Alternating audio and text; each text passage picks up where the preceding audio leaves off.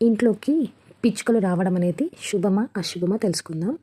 నార్మల్గా అయితే ఇంట్లోకి పిచ్చుకలు అప్పుడప్పుడు వస్తూనే ఉంటాయి కదా. ఖచ్చితంగా దీనికి మాత్రం ఒక అర్థం ఉంటుందండి. వాస్తు శాస్త్రం ప్రకారం కొన్ని పక్షులు ఇంట్లోకి రావడం వల్ల శుభాలు ఉన్నాయి, అదేవిధంగా అశుభాలు కూడా ఉంటాయి. పిచ్చుకలు ఇంట్లోకి పదే పదే వస్తున్నాయంటే వివాహం కాని వాళ్ళు ఉంటే కనుక వాళ్ళకి వివాహం అవుతుంది.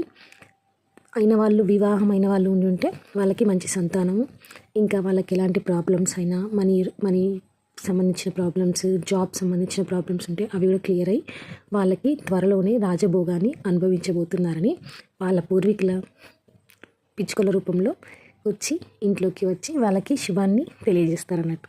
సో ఇంట్లోకి పిచ్చుకలు వచ్చినప్పుడు టెన్షన్ పడకుండా హ్యాపీగా ఉండండి.